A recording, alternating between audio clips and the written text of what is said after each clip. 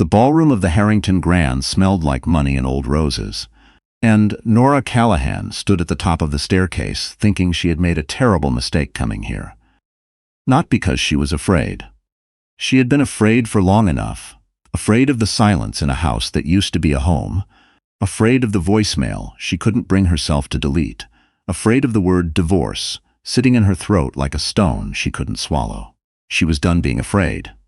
The mistake, she realized, was the dress. Floor-length navy silk, cut low at the back, the kind of dress you wear when you want someone to notice you've stopped apologizing for existing. She'd bought it 3 weeks ago on a Tuesday afternoon, standing in a dressing room in downtown Chicago while her phone buzzed with missed calls from her lawyer. It had seemed like a good idea then. Now, looking down into the crowd of Chicago's wealthiest donors gathered for the annual Meridian Foundation Gala, she saw him, Thomas Vance, her husband. Or rather, the man who had handed her divorce papers on a Thursday morning 14 months ago and told her the company needed someone at his level. That was the phrase he used, at his level, as if the previous 9 years, the years she had spent auditing his books, restructuring his supply chain, pulling 2 back-to-back all-nighters to prevent Vance Consolidated from hemorrhaging into bankruptcy, as if all of that had simply raised the floor beneath his feet without leaving any mark on hers. He was sitting at table 6 near the center of the room. She knew that because she had memorized the seating chart, and next to him, her hand resting on his arm with the casual ownership of someone who had already redecorated the house, was Simone, 29 years old, senior account manager. Nora had hired her. The maitre d' appeared at Nora's elbow. "Miss Callahan? Mr. Aldridge's table is ready for you." She took a breath, rolled her shoulders back. "Thank you." She had not told anyone she was coming with Raymond Aldridge tonight. Not her sister, not her lawyer, not the single friend who still texted her on Sundays. She had kept it quiet, the way you keep a card close when you finally have a hand worth playing.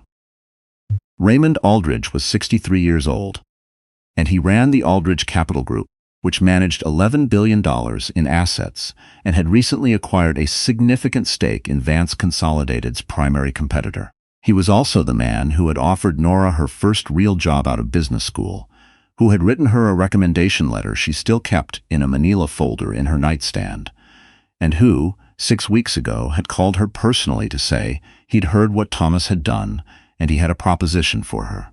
She had not known what to say. She'd stood in her kitchen in her rented apartment in Lincoln Park with a mug of cold coffee, and she'd listened to Raymond Aldridge talk about vision and loyalty and what it means to build something that lasts, and when he finished she'd said, "When do I start?" She took the staircase slowly, not because she was nervous, but because she understood. For the first time in a long time, that speed was not required. Patience had gotten her here. She could afford to let people look. Thomas saw her when she was still 20 feet away. She watched it happen in real time, the way his hand stilled on his wine glass, the way his eyes tracked her from the staircase to the floor, the way something passed over his face that she couldn't quite name. Not guilt. Thomas Vance hadn't felt guilty about much in the last decade. Something closer to calculation, like a man who opens a drawer and finds something there he'd forgotten about, something that could still hurt him. Simone followed his gaze. Her smile didn't waver, but her fingers tightened on his arm. Nora didn't stop at their table. She walked past it, close enough that Thomas would have had to reach out to touch her, and she kept her eyes straight ahead, and she smiled at Raymond Aldridge across the room like he was the only person she'd come to see. Which tonight, he was. "You look like you belong here," Raymond said, standing when she reached the table, pressing her hand warmly. "I'm starting to think so," she said. The dinner went the way these dinners always go. The salmon was overcooked, the speeches ran long, and the wine was excellent enough that people stopped noticing the speeches. Nora sat beside Raymond and across from his colleague, a sharp-eyed woman named Constance, who ran risk assessment for the Aldridge Group and had a habit of finishing other people's sentences. They talked about the Meridian Foundation's literacy initiatives, about the interest rate environment, about a property development deal in Milwaukee that Raymond found interesting and Constance found reckless. Nora felt almost normal. That was the strange thing. For 14 months she had been walking around with a low-grade electrical hum of wrongness under her skin, The feeling of someone who has had something taken and cannot prove it. Tonight, for the first time, the hum was quiet. She was aware of Thomas across the room. She didn't look at him. She didn't need to. She could feel the weight of his attention the way you can feel weather changing. A pressure shift. Subtle and unmistakable. She was halfway through her entree when a waiter appeared at her elbow with a folded note on a small silver tray. Nora recognized the handwriting before she opened it. "We should talk." She set the note beside her water glass, ate another bite of salmon, and did not respond. 15 minutes later, Thomas was there. He pulled out the empty chair across from her without being invited, which was exactly the kind of thing Thomas Vance did. He had always moved through the world as if it were a room he already owned. "Nora?" He said her name the way he always had, front of the mouth clipped, like a small efficient dismissal. "I didn't know you were coming tonight. I didn't know I had to tell you." Raymond excused himself with the graceful discretion of a man who had seen this kind of conversation before and had no interest in sitting through it.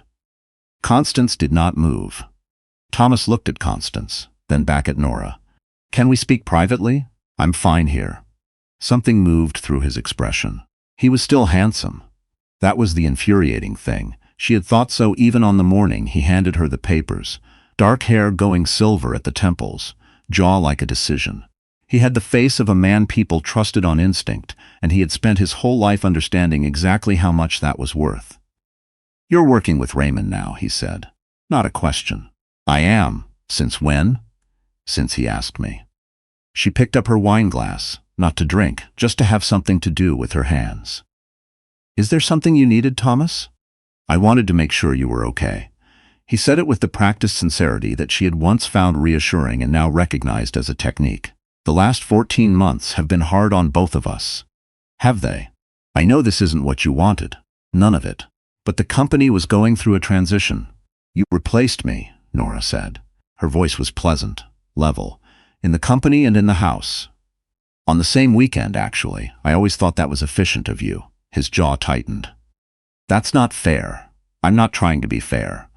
I'm trying to finish my dinner." She set down the wine glass. "We'll speak through the lawyers, Thomas. We always have." He didn't move. That was the thing about Thomas. He did not take cues well, because cues implied limits, and he had always found limits to be other people's problem. "Raymond Aldridge is building a competing bid for the Harrington contract," he said, keeping his voice low.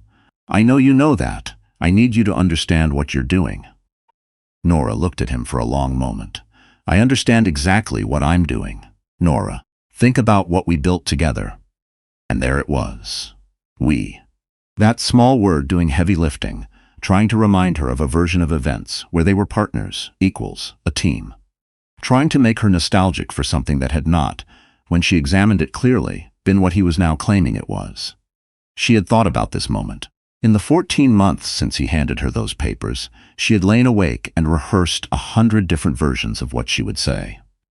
She had wanted to be cutting. She had wanted to be devastating. She had wanted to say the thing that would make him understand what he had actually done. But sitting here, in this dress, with Raymond Aldridge's business card in her clutch, and a project she was proud of for the first time in years, she found that she didn't want to perform for him anymore. She was tired of performing for Thomas Vance. "I think," Nora said, "that you should go back to your table." He stared at her. Something shifted in his eyes. Not quite the calculation from before, something rawer, something that in another man she might have called regret. Then Simone appeared at his shoulder, her smile practiced and her eyes not warm at all, and she said, "Tommy, the Hendersons want to say hello." Tommy. Nora had never called him that. She filed this away without expression. Thomas stood. He buttoned his jacket. One button, the automatic gesture of a man who is uncomfortable and covering it. "This conversation isn't finished," he said. "It is for tonight," Nora said. She watched them walk away, Simone's hand back on his arm, and she exhaled slowly, and she reached for her water. And Constance, who had been very still and very quiet through all of this, said without looking up from her dessert menu, "Well, you handled that better than I would have." Nora laughed despite herself. It surprised her. "I had time to practice." What Thomas didn't know, what he couldn't have known, because Nora had been very careful, was that 3 weeks before the gala she had received a phone call from a woman named Beverly Stokes. Beverly was the former head of compliance at Vance Consolidated. She had resigned 8 months ago, quietly, with a settlement agreement that included a non-disclosure clause, so broad it covered essentially everything except the weather. Nora had worked alongside Beverly for 6 years. She had always thought Beverly was the most methodical person she'd ever met, the kind of person who kept records, not out of malice, but out of a deep, almost compulsive belief that facts should be preserved. Beverly had called on a Sunday morning, which already told Nora something. "I can't tell you everything," Beverly said. "I'm not in a position to. But I want you to know that what happened to you at the company, the restructuring, the buyout of your shares, the way the timeline was managed, it wasn't clean, Nora. There are things that didn't follow procedure, and someone else is starting to notice." Nora had sat very still on her kitchen floor. She'd slid down the cabinet while Beverly was talking, and she'd said, "What kind of things?" "The kind that the SEC finds interesting." She had called her lawyer that afternoon. Then she had called Raymond Aldridge on Monday morning. Not to tell him everything. She didn't have everything yet. But to tell him enough, and to ask whether there was a place for her on his team that might give her room to be useful in ways that were difficult to describe precisely, but that she believed he would understand. Raymond had been quiet for a moment. Then he'd said, "I've been waiting for you to make this call for about 2 years."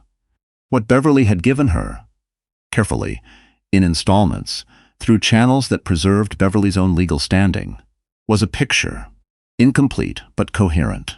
A picture of a series of decisions made in the 8 months before Thomas handed Nora the divorce papers. Decisions about the equity structure of Vance Consolidated, about the valuation of Nora's contribution, about the timing of certain board votes. Decisions that, looked at in sequence, told a story about a man who had known the company, was about to become significantly more valuable, and had arranged things so that his soon-to-be ex-wife would not be positioned to benefit from that. It wasn't the affair that had undone Nora. She had suspected the affair for almost a year before the papers arrived, and she had made a choice. She was not proud of it, but she understood why she'd made it. To keep working, keep building, keep her head down and her hands busy, and her private devastation private. What had undone her was the morning he handed her those papers, and she'd realized that he hadn't just stopped loving her. He had calculated her exit. She had been removed from the equation the way you remove a variable. Beverly's records didn't give her everything she needed for the SEC inquiry. But they gave her something more immediately useful. They gave her context and credibility and the ability to sit across from Raymond Aldridge's legal team and speak intelligently about what had happened and why, and to be believed. And they gave her one more thing. On the morning after the gala, when she had slept better than she had in 14 months, and woken up to 3 missed calls from Thomas and 1 from his lawyer, she forwarded Beverly's most salient documentation to her own attorney with a cover note that said, "He's going to argue the equity revaluation was standard procedure." It wasn't. Here's why. The missed calls from Thomas started making sense 3 days later. He had wanted to talk at the gala because he'd heard something. She wasn't sure from whom. The corporate world of Chicago was smaller than people pretended. But he'd heard that there might be a problem with the timeline of the equity restructuring, and he'd wanted to look her in the eye and assess whether she was the source of it. She had been careful to give him nothing. His lawyer called her lawyer. The conversation, as it was relayed to her, was pointed. Thomas was prepared to revisit certain elements of the divorce settlement in exchange for Nora's assurance that she would not participate in any regulatory inquiry. Nora read the message 3 times, then she called her lawyer. "Tell him no," she said.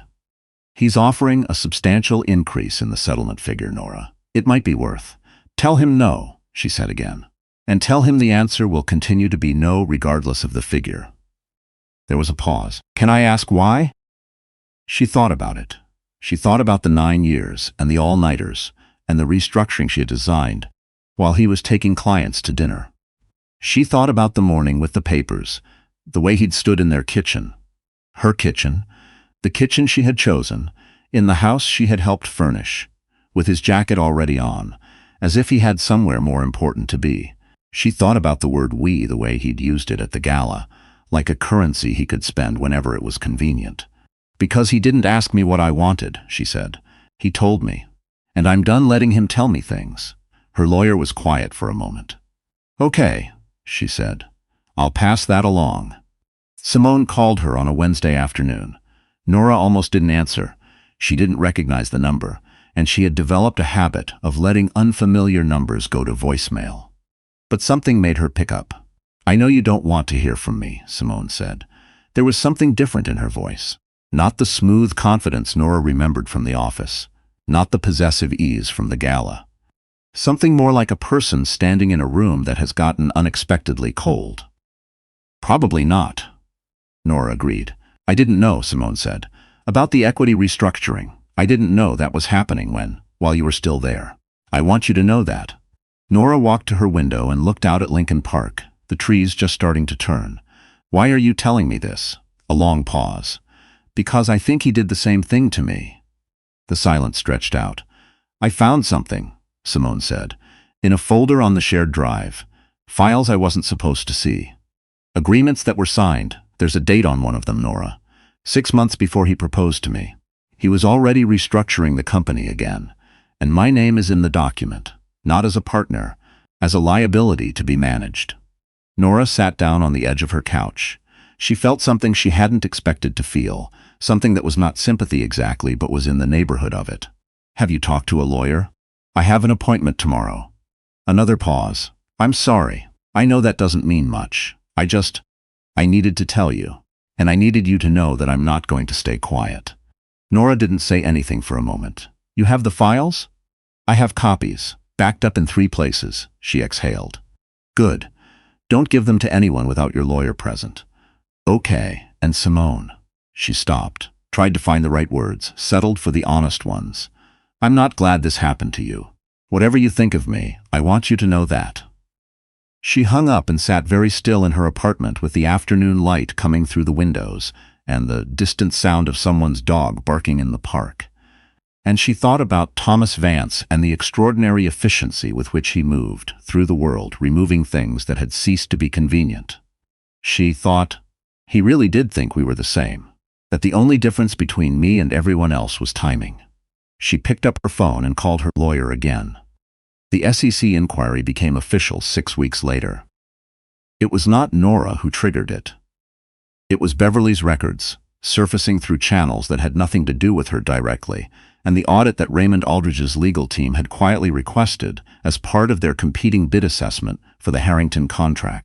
Nora had not manufactured the investigation. She had simply stopped standing in front of it. Thomas's attorney issued a statement. Thomas declined to comment personally. The board of Vance Consolidated convened an emergency meeting. Nora was in a conference room in the Aldridge Capital offices when her phone buzzed with the news alert. Raymond was beside her, and Constance was at the head of the table, and they were in the middle of a presentation about the Harrington contract's revenue projections. Nora glanced at her phone, read the headline, and set the phone face down on the table.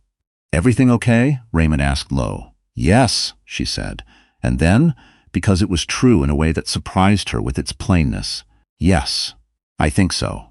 She didn't feel triumphant. She had expected to feel triumphant, and she didn't. What she felt was something quieter than that. The feeling of a sound that has been going on so long you stopped hearing it, and then it stops, and the silence is enormous. She went home that evening and made dinner. Real dinner, not the toast, and leftovers that had become her default in the apartment months. She made pasta from scratch, the way her mother had taught her, standing at the counter with flour on her hands and a glass of wine open on the shelf. She ate it at her table, and she watched the sun go down through the kitchen window. She did not think about Thomas. She thought about the Harrington projections, and the meeting she had tomorrow, and whether she should call her sister, and whether the basil plant on her windowsill was getting enough light. The basil was fine, she decided. It was doing well, actually. She'd been worried about it for a while, but it had turned out to be more resilient than it looked. Raymond asked her, months later, over coffee in his office, what she was going to do with the settlement when it was finalized.